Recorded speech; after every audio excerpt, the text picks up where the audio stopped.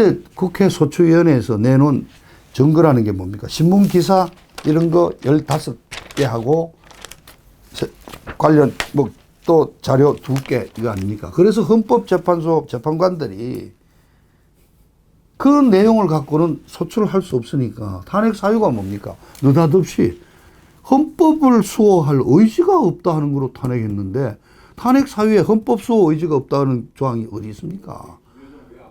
그래서 인용 또는 기각이라는 말을 하지 않고 파면한다는 말을 쓴 그 자체도 파면이라는 용어는 못하게 돼 있는데 그 인용이라는 말을 했다가는 나중에 문제가 생길 것 같으니까 그 용어도 바꿔 쓴 거 아닌가 하는데요. 좌우간. 탄핵. 그러니까 이거는요. 법적 절차를 전혀 갖추지 않은 탄핵이에요. 그런데 우리나라 헌재는 국회에서 그런 일이 이루어졌는데 그 정치권의 일이니까 국회의원 3분의 2가 찬성했으니까 이걸 인정하겠다는 식 아닙니까? 법이라는 건 분명히 있는데 그래서 저희들은 젊은 분들 정말 이해하십시오. 이 절차가 잘못됐기 때문에 탄핵이 무효입니다. 박근혜 대통령이 전지전능하고 아주 선량한 성인 군자이기 때문에 박근혜 대통령 탄핵이 잘못됐다는 게 아니에요. 대통령으로서 직무 수행 과정에 실수도 있을 수 있고 무슨 무능하다고 판단하시는 부분도 있고 불통이라고 생각하시는 분도 계신데 그건 탄핵할 사유가 아니란 말입니다. 탄핵의 사유가 엄격하게 정리가 되어 있는데 그 사유가 아닌 걸 가지고 그냥 국회의원 200여 명 숫자로 그냥 뒤집어 씌워서 대통령을 쫓아냈으니까 그리고 그걸 받아준 거는 정치적인 행위이기 때문에 인정할 수 있다고 한 헌법재판소 판결을 그래서 우리는 인정할 수가 없고 그건 바로 대한민국 법치의 사망이라고 얘기를 하는 겁니다. 여러분 이해하셔야 됩니다. 그래서 저는 박근혜 대통령이 석방돼야 될 그 3가지 이유로 첫째는 탄핵 자체가 원천무효이기 때문에 대한민국의 법치를 바로잡기 위해서 필요하다. 두 번째. 박근혜 대통령에 대한 탄핵은 철저한 정치 보복이에요. 석방된 탄핵 그다음 이어지는 특검 수사로 대통령을 지금 30 몇 년을 넣는 이거는 철저한 정치 보복이에요. 그 세 번째는 뭐냐? 이거는 문재인 정권 출범 자체가 불법이고 원천무효라는 얘기가 됐고 그래서 종북 좌파 정권의 몰락 그리고 나아가서 김일성 3대 세습 영생교 체제에서 살아가고 있는 억압받고 있는 북한 2천만 동포의 해방 이 3가지 의미를 가진다. 그렇습니다. 젊은 분들 우리가 대통령이 좋아서 나하고 가까워서 대통령 착하기 때문에 이런 식의 감상적인 어떤 그런 감정적인 이유로 대통령 탄핵에 원천무효를 하는 것이 아니라 대한민국의 법치가 파탄이 났고 법치를 살려하고 그다음에 자유민주체제 대한민국이 자유민주주의 자본주의 시장경제주의 체제를 다시 정립하는 것이고 세 번째 북한 해방을 하는 통일로 가는 진정한 어떤 대한민국을 바로 세워 정치 철학이나 정치학을 직접 전공한 사람이 아닌데 간단하게 생각하면 아는 거 아닙니까? 민주주의라는 건 알다시피 그 각자의 어떤 말하자면 각자가 평등한 입장에서 한 표 한 표 그래서 우리의 의사를 반영해서 이 다수결의 원칙에 의해서 하는 게 민주주의인데 북한은 지금 인민민주주의를 얘기하고 있고 우리는 자유민주주의를 얘기하지 않습니까? 그러니까 그 기본이 뭐냐? 그 기본은 저는 이렇게 생각합니다. 그 민주주의로 모든 사람이 평등하고 천부적인 어떤 인권을 타고났다는 그 전제 위에서 민주주의를 채택할 때 가장 중요한 거는 그 한 인간의 자유의지거든요. 자유의지. 그리고 그 사람이 나도 자유인으로서 내가 나한테 주어진 천부적인 어떤 권리를 행사할 수 있는 의식. 그게 자유시민입니다. 그 자유시민의 의사에 의해서 수립되어서 민주주의적인 그 다수결 제도에서 이루어진 정치. 그리고 그 중에서도 가장 합리적인 의회주의를 채택한 정치가 바로 우리 지금 대한민국이 추구하고 있는 자유민주주의입니다. 근데 북한도 똑같이 조선민주주의입니다. 근데 그건 뭐냐? 인민민주주의거든요. 그 인민은 누구냐? 그 인민은 아까 말씀드렸듯이 모든 사람이 아니에요. 북한 경우는 더 독특하죠. 김일성이가 설파한 이른바 김일성 주체사상. 김일성 주체사상을 신봉하고 그거를 실천하기 위해서 일하는 노동자, 농민, 당원 그 계급이 인민이에요. 그럼 나머지 시골에서 농사 짓고 살아가고 있는 그 인민은 인민이 아니에요. 그건 뭐냐? 그런 주체 사상을 실천하기 위해서 앞에서 활동하고 있는 그 사람들의 지도하에 따라와야 될 그냥 한 사람일 뿐인 거예요. 그래서 지금 문재인 정부가 들어와서서 사람이 먼저다. 우리는 흔히들 차와 사람 이럴 때 뭐 횡단보도에서 사람이 먼저 이런 정도로 생각을 하시는데 아니에요. 그 사람이 뭐냐? 북한의 인민을 말하는 거예요. 저도 그 사람이 아닙니다. 사람 중에 사람 먼저 이 소리죠. 저 문재인이가 얘기하고 있는 사람은 그런 일반적인 사람이 아니라 자기들이 주장하는 이 신념, 거긴 지금 민족끼리 그래서 통일이 지상과제라는 거 아닙니까? 체제는 이념이 소용없이 통일하는 게 없다. 그러니까 그 민족끼리의 이념을 추종하는 사람들이 그 사람들만이 바로 사람이지 우리 나머지는 아니에요. 그러니까 북한이 주장하는 인민민주주의는 사실상 김일성 어떤 그 세습체제, 그 주체 사상을 따르고 그 주체 사상에 의해서 이 말하자면 정신에 깨어있는 자들, 그게 바로 인민이에요. 그 인민에 의해서 끌어가는 거고. 왜냐? 다수들이 세상을 바꿀 수 없다는, 세상을 이끌어가는 자들은 극소수 깨친 사람들, 그 의식을 가진 사람. 그래서 우리는 진짜 시골에 사시는 할아버지나 양론에 계신 할머니나 똑같은 한 표로 판단을 해서 듣고 하는 건데. 그래서 우리는 투표가 지역별로 다르고 계층별로 다르고 하는데 북한은 투표하면 요번에 인민대회도 뭐 한 표가 무슨 기권이고 그냥 99% 통과가 되지 않습니까? 그건 뭐냐? 인민이 끌어가는 방향으로 따라가는 게 그냥 제도니까. 그래서 심지어 2017년에 대통령 선거를 할 때 아까 우리 남 기자님도 얘기하셨지만은 문재인이가 자기는 월남을 통일했고 패망했다는 순간 희열을 느꼈다는 등 이런 얘기를 하면서 이 자유한국당 쪽에서 얘기를 했잖아요. 저 가면 연방제로 가고 인민민주주의로 가고 민중민주주의로 가고 사회민주주의로 간다 했는데 많은 사람들이 에이 설마 그렇게 하려고. 또 어떤 사람은 학교 다닐 때 뭐 데모할 때는 뭐 그런 생각을 했지만 40대 50대 되면 다 바뀌지. 근데 지금 보십시오. 청와대 임종석이 대표적이지만 그게 바로 80년대 학생 운동을 했던 이제는 50대가 된 586인데 그분들 젊은 시절에 그런 한때 사회주의 의식으로 끝났습니까? 아니잖아요. 지금 50대인데도 30년 전에 그 이념을 지금 실현해 보겠다는 거 아닙니까? 그런데 문제는 뭐냐? 공산주의, 사회주의 실험이 다 실패로 돌아갔잖아요. 89년에 동서독이 통일됐고 91년에 소련 연방이 해체됐지 않습니까? 그러니까 마르크스 레닌주의에 기반한 사회주의적인 정치 실험은 실패했지 않습니까? 그래서 91년도에 소련이 해체되자 학계에서 예를 들어서 유명한 서울대학의 안병직 교수라든가 정치권에서 알지만은 김문수라든가 이정우라든가 다 전향을 하잖아요. 또 학생운동 유명한 강철 서신을 썼던 김용환이가 전향을 하잖아요. 이제 이 공산주의 실험은 끝났다. 그런데 다 끝났죠, 지금. 다 바뀌고 있는데 유독 오히려 그 무렵에 대한민국에서는 주사파가 생겨났거든요. 그냥 일반 막스 레닌주의가 아니에요. 지금 이북에서는 막스 레닌주의 책을 안 읽힌다는 거 아닙니까? 특별하게 정치학이나 사상 공부하는 분야 외에는. 그건 필요 없어요. 김일성 주체 사상이 북한을 다스리는 교지거든요. 북한 헌법에는요. 북한은 김일성 주체 사상에 의해서 김일성이가 이끌어가는 나라라고 되어 있습니다. 김일성의 나라입니다. 북한 헌법에. 그래서 그런 주체 사상파가 들어왔는데 이 사람들이 살고 있죠. 그러니까 우리는 어떻게 보면 왜 이렇게 우리가 허무하게 탄핵을 당했느냐. 어떻게 보면 너무 이 좌파들, 이 주사파들이 그 지하에서 이렇게 절치부심 이를 갈면서 보수를 노려보고 있다는 걸 우리는 오히려 모르고 등한히 하고 태만하고 특히 박근혜 대통령이 15년에 통진당을 해산하고 그 당시에 한국의 책임자 남조핵 책임자 이석기를 구속하는 걸 보고 이제 드디어 남한에 있는 간첩들도 끝났다고 오히려 우리는 쾌재를 불렀거든요.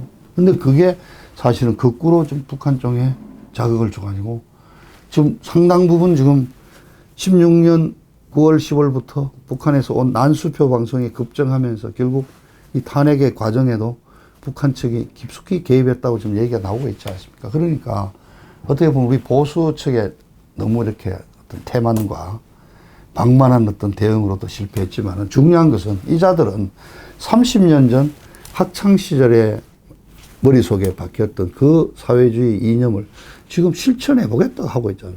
실패했다고 아무리 얘기를 해도 우리는 다르다는 거죠, 또.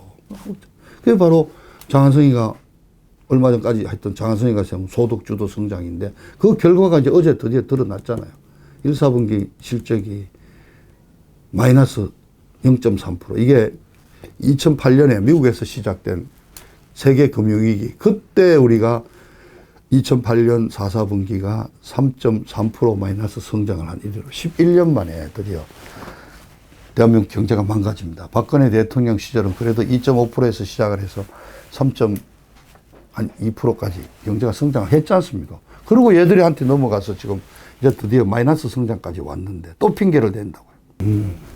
아까 내가 YS DJ 얘기하면서 그 밑에서 정치를 배운 이른바 옛날식 정치 스타일 김무성이를 대비해서 내가 말씀을 드렸잖아요.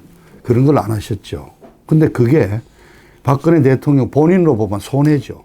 기자들을 불러갖고 각 신문사 편집국장들 1년에 한두 번씩 불러서 술도 먹이고 또 하고 그러면은 그 국장을 통해서 그 회사에 민원이 오는 거거든요. 그럼 해결해 주고 그랬으면 안 씹혔죠. 그 대표적인 케이스가 조선일보가 쉽게 말해서 우병우 부르고 안종범 경제수석 불러서 민원을 몇 가지 요청했지 않습니까? 그걸 다 안 들어줬잖아요.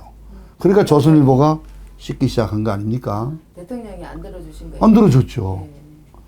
한 가지만 얘기를 하죠, 뭐. 그, 부영이라고 있습니다. 그, 아주 큰 건설회사죠. 임대 그 주택을 거의 아마 80% 가까이 갖고 있죠. 큰 주인데.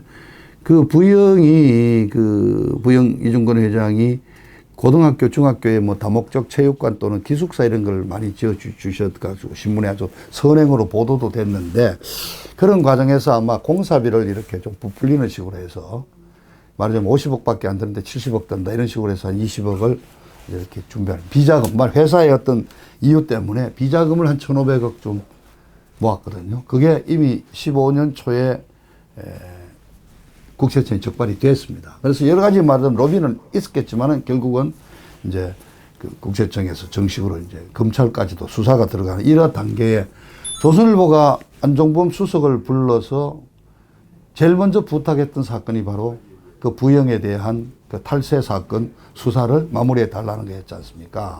그래서 이중근 그 부영 회장에 대한 탈세 사건 뭐 이미 드러났으니까 적당하게 해서 이 벌금 내시고 추징금 내시면 되는 건데 그 탈세한 근데 자기가 그걸 부탁을 했죠. 근데 청와대가 안 받아줬죠. 그러니까 조선일보가 우병우 이른바 민정수석의 처갓집이 관련된 강남의 어떤 빌딩 계약에 우병우가 부당하게 개입한 것처럼 쉽게 말하면 요즘 그 기자 언론 용어로 조직이 시작한 거 아닙니까?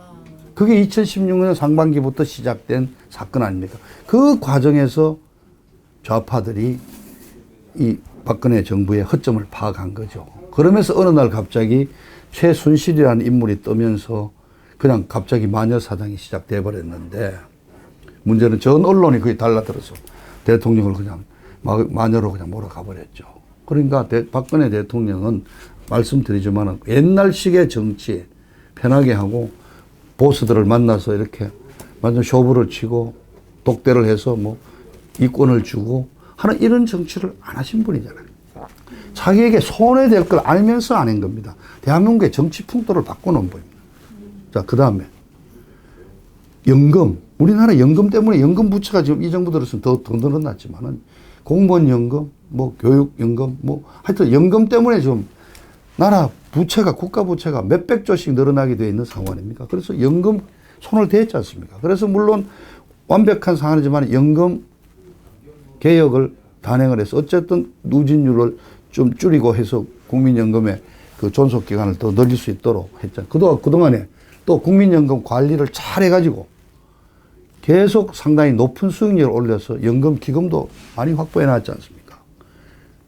근데 이 정부는 들어와서 지금 그 돈 다 까먹고 있죠. 지금 손해보고 있습니다. 그 돈 가지고 경영권 뺐는데 또 활용하고 있죠. 그 다음에 또 남북관계, 대북관계.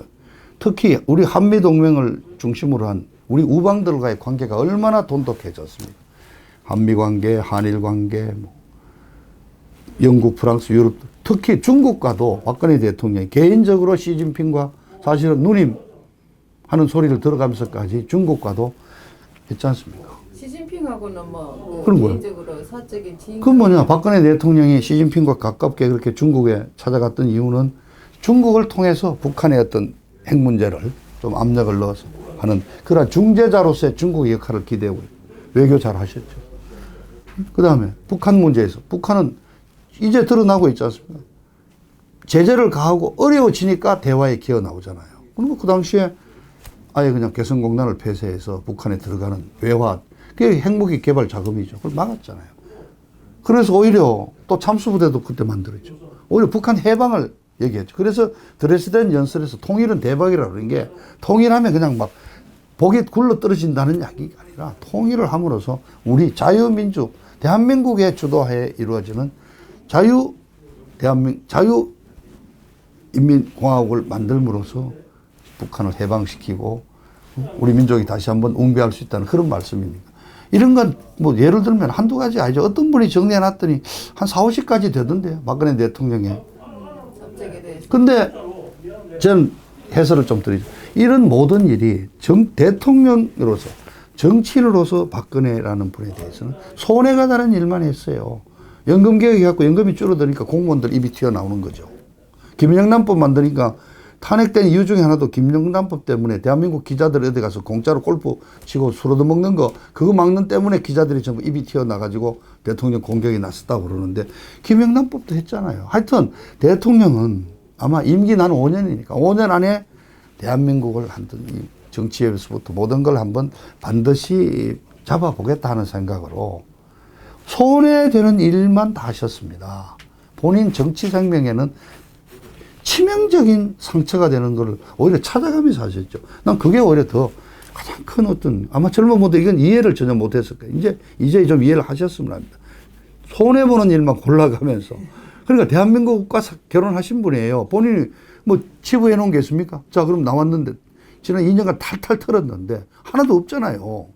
오죽하면 법원에서 판결을 했는데 추징금이 없잖아요. 추징금이라는 게 뭐냐. 부당하게 돈을 챙겨 넣었으면 그거는 뺏어내는데 추징금이 단돈 1원도 없잖아요. 그래서 이제 뇌물을 받았다는 거 아닙니까? 특수 뇌물 해갖고 특가 보고 그래서 25년을 때려놨는데 뇌물이라는 게 우리가 상식으로 생각해 보세요. 우리 남 기자님이 저한테 뭐 부탁해서 와서 난 공직자라야 되죠.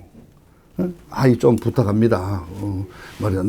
내가 무슨 원장이나 무슨 그래 돼야 되는 거죠. 기자로서는. 그렇죠. 그러면서 나한테 돈을 봉투를 안 주면 그게 이제 뇌물인데 대통령이 그렇게 뇌물 받은 적은 없잖아요. 있을 수도 없고 본래 그거 안 하시는 분이고. 그 대통령에 대한 뇌물이라는 거는 뭐냐. 그게 누굽니까? 최순실 씨 딸 정유라. 정유라 한테 승마 훈련을 위해서 삼성에서 말을 샀다는 거예요.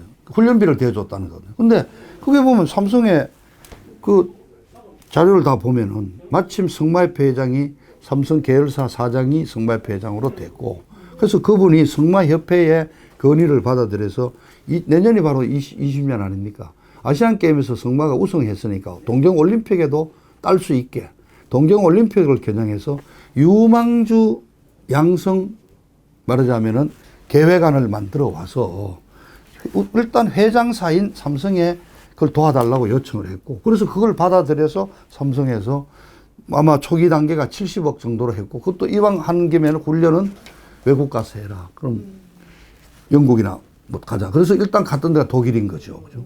그렇게 해서 삼성이 최순실이한테 돈 줘가지고 최순실이가 자기 딸한테 말 사준 것도 아니고 정유라한테 돈 줘갖고 네가 거기서 훈련하고 준 것도 아니고요.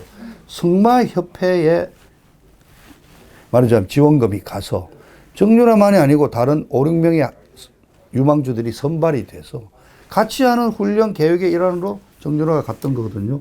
그래서 그 부분에 대해서 며칠 전에 승마협회가 또 정유라한테 들어간 훈련비 돌려달라고 소송 냈는데 바로 이틀 전에 대법원에서 그건 필요 없다. 그건 기각했잖아요. 삼성그룹이 최순실이를 삶아가지고 대통령에게 무슨 부탁을 해서 결국 그게 뭐냐 이재용이가 회장으로 승계하는 작업을 하기 위해서 최순실이한테 특혜를 줬다는 거 아닙니까? 승마협회 회장사이기 때문에 삼성이 돈을 낸 거로 됐는데 이거를 뇌물로 지금 받아놨는데 그런데 근데 다 밝혀졌. 아니죠. 뇌물은 자 보세요. 대통령 뇌물 받은 게 없잖아요. 네. 최순실이 쪽에 갔다는 거예요. 최순실한테 돈이 간 게 아니라 최순실이 딸이 그 계획에 따라서 훈련을 독일에서 한 것뿐인데 네. 그럼 대통령이 왜 그 돈 70억이 대통령에 대한 뇌물이 되느냐 말이죠. 근데 얘들이 뭐라고 그랬습니까?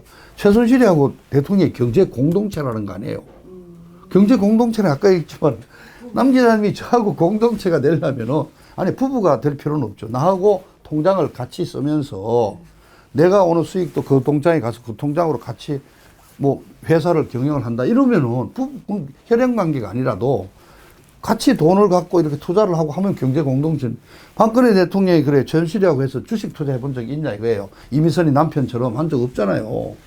그리고 무작정 퇴임 후에 그 미르 재단 돈 갖고 먹고 살기 위해서 그래 만들었다는 건데 지금 K스포츠 재단을 만드는 과정에서 최순실이가 한 번도 개입한 적이 없다는 거다. 그런 게 없으니까 삼성에서 또 어떤 특별한 부탁을 위해서 이 승마 지원 70억을 했다는 걸 한 적이 없다고 얘기하니까 나온 또 명문이 뭡니까? 묵시적 청탁이라는 거 아닙니까? 이재용 회장. 진짜 세계적으로. 자, 이재용 회장, 신동빈 롯데 회장 전부 다 재판에 다 가서 대통령한테 그런 기업의 문제를 개별적으로 부탁한 적이 없습니다. 다 얘기했잖아요. 했는데 재판부가 묵시적인 청탁이 있었을 거라는 거 아닙니까? 이게 뭐 관심법이죠. 말 안 해도 확 눈치 보고 삼성은 왜 왔냐 하면 알아서 해줬다는 거 아닙니까? 이게 그러니까 이건 정말 세계적으로 기네스북에 올라야 될 법인데 이런 식으로 했죠. 그리고 대통령 그래서 이제 이 처벌을 말해 유죄를 하려면은 우선 징역형이 있죠. 뭐 징역을 몇 년 살거든요. 벌금 아까 뇌물로 추정된 그 액수가 이제 벌금입니다. 그런데 그 중에서도 개인적으로 착복한 돈이 있으면은 그게 이제 추징금이거든요. 근데 그래서 추징금이 보통 뭐 많게는 뭐 몇 억도 있지만 보통 공무원들 경우 뭐 이렇게 공짜 몇 천만 원 수준인데 벌금은 몇 억이 될 수도 있고. 근데 대통령이 벌금은 뭐 몇백을 내놨죠.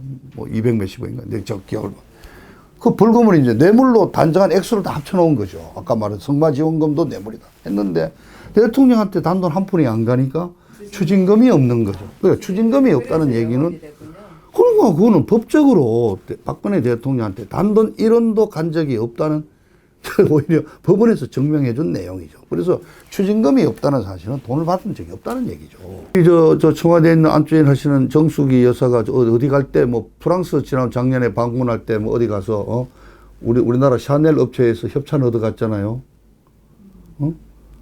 샤넬한테 가서 옷 입고 간 옷 우리나라 샤넬 법인에 얘기해서 장과 빌리 입고 왔는데 빌리 입고 왔으니까 뭐 그건 뭐 괜찮다고 생각할지 모르지만 그것도 김영란법 위반이죠. 그런데 그런 비싼 옷 입고 갔는데 그렇게 과연 뭐 이렇게 참 오태가 났고 그랬는지 모르겠는데 뭐 이유가 있겠죠. 그런데 우리 대통령은 알다시피 동대문 패션 갖고 와서 최순실이가 재단사 불러갖고 잘라가 만들어갖고 옷 한 벌에 그 한 10만 원도 안 들은 옷 아닙니까? 얼마나 그러면 뭐 전화고 해서 다 뭐 옷값 들은 게 뭐 보면 뭐 백몇십만 원 뭐 줬다 이래 나오잖아요. 얼마나 검소한 벌입니까 오히려. 뭔 취부를 했어요. 뭔 돈을 모았어요. 그때 한 나라의 대통령이 되면 뭐 갖고 와야 되는 거 아닙니까 원래? 안 그거 안 갖고 오는 게 하시죠. 범죄 아니에요? 그래 안 갖고 와서 지금 죄를 지은 거죠. 안 갖고 오는 게 죄지야. 뭐 안 갖고 갖고 오고 왔어. 해야죠. 나라 자, 위상을 위해서. 자, 지금 이 좌파들이 그냥 하늘처럼 봤던 노무현 대통령이 그 독립운동하다가 부엉이바에서 떨어졌습니까? 말은 입은 삐뚤어져도 말은 똑바로 했다고. 어쨌든 뭐 그게 나중에 법정까지 안 갔지만 좌우간 500만 640억에 해당되는 64억입니까? 응? 64억에 해당되는 돈을 받아갖고 미국에 있는 아들 집 사는데 보태 쓰고 노후자금 마련했다는 그것 때문에 재판 말하자면 기소되는 단계에서 창피해서 목숨 끊으신 거 아니에요. 자기 자존심을 차리기 위해서. 그러니까 어쨌든 돈 문제가 얽혔죠. 그럼 DJ는 어땠습니까? 아들 3명이 전부 다 뇌물 부정축제로 다 잡혀 들어갔고 그래서 사과까지 했고 임기 중에 YS 아들 김현철 소장 마찬가지였고. 자, 그 전에 있던 이명박 대통령도 결국은 재산 형성 과정 때문에 지금 또 재판을 받고 계시는데 돈에 관련해서 단 한 푼도 받은 적이 없는 게 재판 과정에서 입증된 대통령을 지금 뇌물죄로 지금 잡아넣고 그러니까 이 자체가 거의 코미디예요. 그게 선동 선전에 네. 말하자면은 잘 없어지지가 않더라고요. 그게 악효과죠. 그러니까 그게 바로 지금 이 자들이 결국 나치 히틀러의 그 선전 선동하던 그 수법을 그대로 좀 쓴다는 거 아닙니까? 거짓말한 걸 아는데 그 거짓말을 아니라는 걸 증명하기 위해서 어마어마한 노력이 필요한데 이쪽은 쉬운 거예요. 몇 마디에서 저 나쁜 놈이다 하면은 그냥 나쁜 놈이 돼버리는데 내가 나쁜 놈이 아니다. 그걸 증명하려면은 아마 100배, 1000배의 좀 능력. 그런 식으로 해서 박 대통령을 지금 이렇게 마녀로 만들어 놓은 게 지금 이 탄핵 과정이다. 그래서 이 탄핵은 처음부터 원천무효다 하는 얘기를 하죠. 근데 요즘 그래도 젊은 유튜브들이 많이 나오시대요. 요즘 많더라고요. 젊은 유튜브들이 나와서 오히려 이 논리를 더 아주 그냥 깨끗하게 정리를 하고 해서 저는 요즘 젊은 20대도 많이 바뀌었다고 생각합니다. 그 연단 단상에 20대 젊은 애들이 나와서 또 그런 정리된 논리로 얘기를 하는 것만 해도 많이 이제 바뀌고 있다 생각을 하죠. 그래서 참 답답하죠. 박근혜 대통령이 그 최후 진술을 하신 게 있잖아요. 재판 거부를 하실 때. 시간이 가서 이제 역사적으로 입증이 될 거다 안 되는 그건 당연한 거죠. 당연한 건데. 계시는 동안 그 힘든. 그리고 이제 우리가 이제 지금 이렇게 우리 남 기자님도 힘들어 하시는 그 바로 기본적인 이유가 지난 이 좌파들이 지난 30년간 우리를 언어를 혼란시켰어요. 언어를 혼란시키고 그 교묘한 프레임 전쟁으로 어디 얽어버리고 그냥 좀 태극기 집회 들고 나온 사람은 극우다. 극이다. 그건 뭐예요? 우리 폭력적인 행동이 수반이 돼요. 그리고 폭력적인 그런 걸 할 만한 어떤 권력을 가져요. 우리가 뭐가 있습니까? 우리 어른들, 제가 얘기하면 우리 태극기밖에 없어요. 무기라고는. 이 태극기 갖고 누구를 해치고 누구를 이끌어 간단 말입니까? 강압할 수 없어요. 근데 무슨 극우예요. 지금 얘들이 극좌죠. 얘들이 지금 매일같이 사람을 잡아 넣잖아요. 적폐청산의 이름으로. 어떻게 보면 매일같이 인민재판하고 있는 거예요. 얘들이 극좌예요. 그게 실제 뭐냐. 김일성 주체사상이라는 게 공산주의에서도 최극단도 치달은 돌연변이거든요. 얘들이 지금 극좌인데 얘들이 우리를 극우로 몰고. 어떤 분이 이런 얘기를 하셨다. 나 동의합니다. 예를 들어 집에 아들하고 싸우는 분이 많아요. 그래서 지난 그 음력 설 때도 아예 오지 마라. 제사 지내 오지 마라 하고 제사 혼자 지낸 우리 친구도 있어요. 그런데 저는 이렇게 하면 캐스마 싶어요. 와라.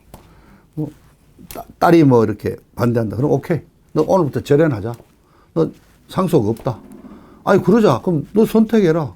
문재인 좌빨을 손절할 거냐 아니면 나를 손절할 거냐 해라. 아들도 똑같다. 아들이 아버지 그런 틀딱 소리 하지 마세요. 그러면은 얘기하라 이거야. 오케이. 그럼 너 상속 없다. 너도 그냥 나하고 인연을 끊던가 아니면 문재인하고 인연 끊어라 하고 그렇게 강하게 나와서 애들이 젊은 애들이 돈에 또 약하니까 아니 상속 너는 아파트 한 채 갖고라도 걸어라. 아파트라도 걸어가지고 해라 이게 고쳐라 이게. 왜 걔들을 자꾸 설득하려고 하고 설득하고 뭐 안 듣는 말에 안 해. 따라와라 이거야. 우리가 옳다고 믿는다면은 분들이 뭐 지상파 방송을 굳이 안 봐도요. 뭐 네이버 다음에 검색을 들어가서 주사파를 한번 쳐보라고. 임종석이를 한번 쳐보면은 임종석이 옛날에 그때 어떻게 했던가. 예를 들어서 지금 뭐 과거에 있었던 이 뭐 공산주의자들의 이 폭동 사건들이 전부 민주화가 되어 가는데 4.3 사건 한번 쳐보라 이거야. 검색에 쳐가서 4.3 사건을 읽어보면은 이게 민주화 운동이 아니라는 걸 알 거라고요. 그러니까 젊은 친구들도 사실은 조금만 더 노력하면은 그래서 저는 이 경제가 망가졌다는 게 이게 결코 반가운 소리가 아니지만은 이런 어떤 충격을 아마 많이 받았을 거예요. 어제 오늘 대한민국 주식 시장이 막 완전 폭락 사태거든요. 그럼 우선 돈을 좀 가진 사람, 주식 투자하는 사람들부터 더 될 거고 그 밑에 있는 젊은 자제분들도 야 아버지가 주식으로 그냥 큰 손해 봤다더라. 근데 경제가 지금 마이너스 성장하고 있다 이런 걸 안다. 좀 더 이제 젊은 애들 어떤 계기를 가지면은 우리나라 현실이 어떻게 처했냐. 참 우리나라 그 젊은이들이 지금 참 똑똑한데 가고 있단 말이에요. 사회주의 인민민주의로 가고 있는데 네. 굳이 그걸 부인하려고 그러지 말고 현실을 그대로 인정을 하고 그리고 어른들 얘기를 그냥 무시하지 말고 한번 들어보고 유튜브를 한번 들어보면 달라질 수도 있지 않느냐. 어떡합니까? 뭐 세대 간의 격차는 언제든지 있는 건데 대통령이 이제 제가 앞서 저하고 인연을 얘기하면서 이건 꼭 좀 말씀드리고 싶네요. 그 94년에 유경수 여사 20주기 서거 20주기 그 추모 특집을 만들면서 그 인터뷰를 해야 될 거 아니에요. 그래서 이제 우리 MBC에 그 당시 이제 한참 크고 있던 뭐 그 여자 아나운서를 거기 파트너로 카운터 파트로 인터뷰를 만들었죠. 그게 누구냐? 박영선 민주당 국회의원이고 지난주에 장관된 사람입니다. 그때는 아나운서 소속으로 아침 뉴스를 진행하고 있었는데 박영선 앵커와 해서 됐죠. 그 이제 인연이 맺어졌습니다. 그리고 언론에 계실 때는 그랬지만은 98년 이제 4월 달에 대구 달성군의 보궐선거로 나오시게 돼서 국회의원이 되지 않습니까? 그 98년 그때 박영선 앵커는 이제 우리 MBC 보도국 쪽으로 넘어와서 이제 이 경제부 기자를 하면서 아침 뉴스 앵커를 이제 같이 맡고 있을 때인데 그때 어느 날 오더니 그때는 이제 부국장이죠. 국장님 아주 오늘 박근혜 의원 오늘 만났어요. 점심 먹었어요. 그래요? 국장님 안부 전해주더라고요. 저도 이제 1년에 뭐 한 몇 번씩은 이제 전화도 하고 또 직접 가서 찾아뵙고 이런 사이인. 그리고 또 언제는 또 오더니, 여기자들 그 매치 모아갖고요. 어디 점심. 그렇게 친했습니다. 박영선이가 그 인연으로. 그렇게 해서 2004년 17대 총선 때 박영선 의원은 비례대표로 가게 되죠. 그건 이제 정동영, 우리 같은 MB 출신만은 이 박영선 의원보다 앞서 LA 특파를 했던 정동영 의원이 2000년에 정계로 들어가서 그때 이제 이렇게 박영선 의원을 스카우트 하는 바람에 그래서 이제 갔는데. 그러니까 98년부터 한 국회의원 그냥 당대표가 아닌 국회의원 하고 계실 때 박영선 의원도 우리 박근혜 의원의 팬 중에 한 명이었어요. 근데 이렇게 가요. 근데 박영선 의원 이번에 장관 될 때 여러 가지 청문회에서 보지만은 뭐 집안이 그렇게 어려운 집안도 아니고 학생운동 한 분도 아니고 상당히 유복한 가정에서 잘 자란 분이고 지금 남편도 LA 출신 미국인 변호사시고 재산도 많고 그러신데 근데 그분 그러 봐서 지금 이렇게 좌빨 정부와 코드가 맞을 수 있는 같지 않는데 지금 하고 있잖아요. 장관까지 하시잖아요. 이럴 수 있느냐? 별로 뭐 잘 몰라서. 그러니까 사람이라는 게 이렇게 바뀐다 이거죠. 박근혜 대통령이 이제 정계에 들어오시게 된 게 97년이죠. 97년에 이제 김대중 후보와 이회창 후보가 이제 경쟁을 하신 그 시절인데 그때 아마 고민이 많으셨던 것 같아요. 그때 사실 그 97년 2월 달입니까? 연초에는 박근혜 대통령이 그 당시 한나라당 탈당에 나오죠. 왜냐하면 아주 그때 새한국당이지, 신한국당이지, 그때는 한나라당이 아니고. 이회창 총재의 그 제왕적인 어떤 그런, 그거는 착각이다. 2002년도에, 97년에 이회창 총재가, 그때 맞아, 착각했어. 97년에 10월 달에 어느 날 저한테 연락이 왔어요. 한번 좀 만나자고. 그래서 이제 만났더니, 그때 이제 김대중, 이회창, 그 다음에 이인재도 출마를 했죠. 3명이 하는데, 그 세 분들한테서 다 연락이 왔다. 좀 도와달라고 왔다. 그래서 어떻게 해야 되느냐. 여러 사람들, 각계각층의 사람들을 만나는데, 그래도 언론계에서는 그래도 저를 진임을 해서, 그때 제가 부국장, 해설위원 하고 있을 때입니다. 그래서 저는 이제 그때 드린 말씀이 우선 이 정치판에 가야 되느냐, 안 가야 되느냐를 우선 한번 논의를 해봅시다. 그래서 정치권에, 제도권 정치권에 들어가시는 의향이 있으십니까? 그랬더니 고민을 많이 했는데 자기의 꿈은 정치를 하겠다는 게 아니고 아버지 박정희 대통령에 대한 평가, 아버지에 대한 유산을 잘 물려주고 싶은 그런 기념사업을 하는 게 자기의 그 마지막 남은 꿈인데 바깥에서 아무리 해도 관심이 없더라. 그리고 실제 그랬습니다. 박근혜 와 있을 때 박정희 대통령의 평가가 어떻겠습니까? 더구나. 예. 그렇게 의도적으로 이렇게 폄하하는 시기에. 그래서 그런 걸 본다면은 내가 정치권에 들어가는 게 아버지의 이 어떤 업적을 알리고 기념 사업을 하는데 도움이 될 수도 있지 않겠느냐. 그런 점에서 내가 필요하다면은 해볼 생각도 있다. 오케이. 그러면 어느 쪽을 택할 것인가? 세 사람이 다 연락이 왔다니까요. 근데 제가 물었죠. 어느 쪽이 제일 열심입니까? 제일 열성적으로 찾아왔냐 했더니 DJ 측이었습니다. 정말 정치 비사죠, 이거는. DJ가 박근혜 말하자면은 그 영애를 만나자. 직접 만나지는 않았는데 만났습니까? 했더니 만나지는 않았고 자원 최측근이 왔었다. 왔는데 DJ가 전한 말이 대단했습니다. 당신하고 나하고 합치면은 동서 문제가 해결이 되고 박정희 대통령과 자기와의 얽혔던 그 모든 게 다 해결이 된다. 당사자니까 내가. 그럼 넌 직접 당신은 그게 딸이니까 이걸로 동서 화합을 이루자. 지역 갈등을 완전히 해소하는 계기가 될 수 있다 하면서 직접 만나자고 했는데 직접 만나지는 않았다. 그 다음에는 그랬더니 이회창 총재 측에서도 사람을 몇 번 보냈다. 근데 하여튼 적극적인 정도에 따르면은 DJ가 제일 적극적이었다는 말이고. 그래서 그러면 이 두 중에 선택인데 어떻게 하시냐. 그래서 의견을 들려달라고 온 게 아니냐. 그래서 이제 저는 그 DJ 대통령 후보의 말씀도 일리가 있다고 생각합니다. 그러나, 결국 박정희 대통령이 걸어온 길과 DJ가 걸어온 길이 지금 전혀 다른데, 동서 화합하는 그게 중요하냐. 박 대통령이 걸어온 길을 그래도 지금 이 신한국당 이회창 후보가 따르고 있는데, 이쪽 길로 가는 게 근대화, 산업화, 민주, 자유민주 이걸로 가는 게 저쪽은 그냥 민주화 운동 이쪽인데 이쪽으로 가는 게 근대화, 산업화 이 과정이 예를 들어서 막 지하에 계신 박정희 대통령께서 당신의 선택을 평가를 한다면 어느 쪽이겠느냐. 그렇게 본다면은 이쪽 신한국당을 쪽으로 찾아가셔야 되지 않느냐 하고 저는 말씀을 드렸습니다.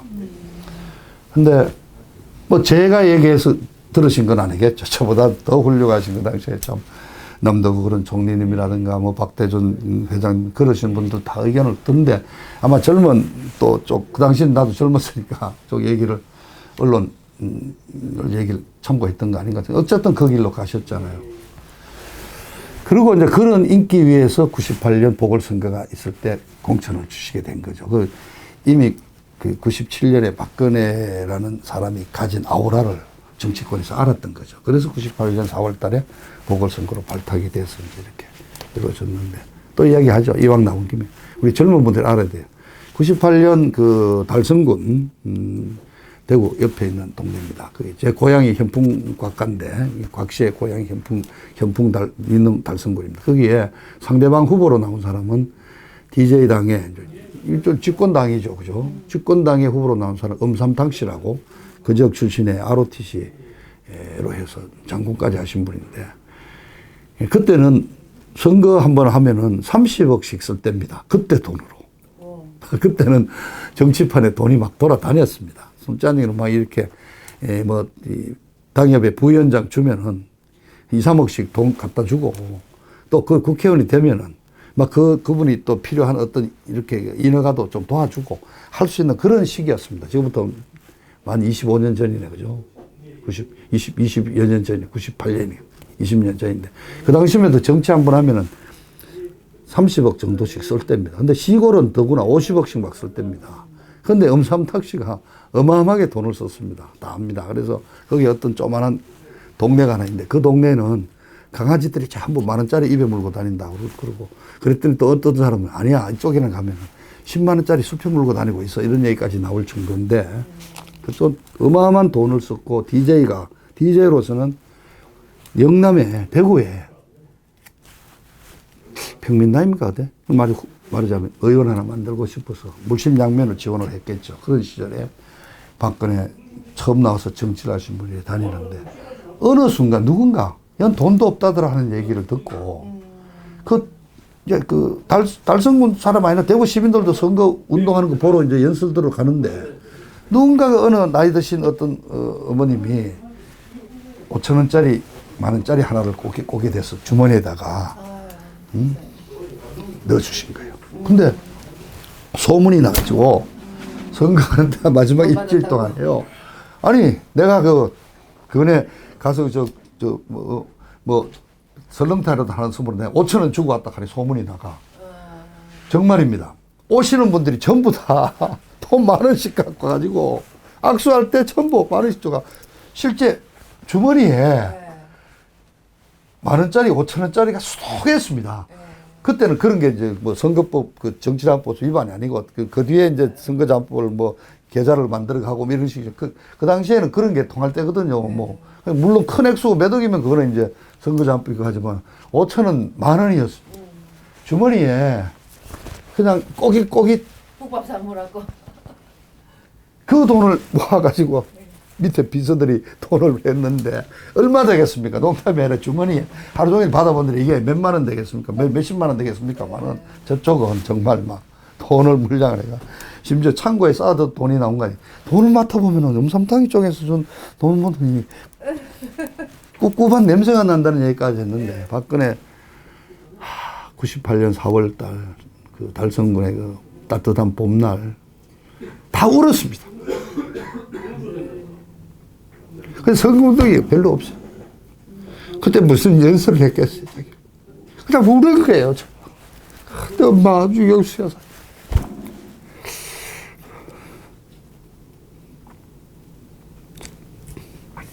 그러니까 이제 그렇게 해서 정치인이 들어왔단 말이죠. 지금 감옥에 계시고. 이 얘기를 하면 참 눈물이 울컥되는 게 그때 내가 정치판에 들어오시라고 했던 게 잘못이 아닌가 하는 생각이 좀 드는 거예요. 이렇게 되려고. 부모님 두 분을 이런 것만 해도 가족으로서 자식으로서는 어마어마한 고통인데 본인까지 좀 이렇게 되니까 내가 그때 97년에 물론 제가 말씀드려야 된 건 아니지만은 그렇게 쉽게 정치만 저도 정치도 안 해보고 기자였지만 너무 이렇게 어려운 짐을 쥐어쳤던 게 아닌가 생각하는데 어떻게 보면 우리 박근혜 대통령이 그렇게 해서 정치를 시작하셨는데 우리 유경수 여사 박정희 대통령을 생각하는 그런 나이 드신 분들은 그 어떤 그 마음속에 어떤 그 불쌍한 딸, 시집도 못 간 딸 같은 이런 마음에서 시작을 한 정치거든요. 지금도 아직도 이 고통이 이 집안에 왜 이 집안에만 이런 고통이 내려져야 됩니까? 부모님 두 분 다 건강이 안 좋으셔가지고 풀어달라고 그렇게 신청했던 게 거부가 되고 하는 시점이네요. 참 이 정권은 잔인한 정권이다. 인간적인 어떤 배려는 없는 정권이다. 얘들은 오로지 그냥 자기들이 믿는 신념에 의해서 이게 바로 진짜 사회주의자들이거든요. 철저한 자들이구나. 얘들에 우리는 진짜 우리도 목숨 걸고 싸워야 돼.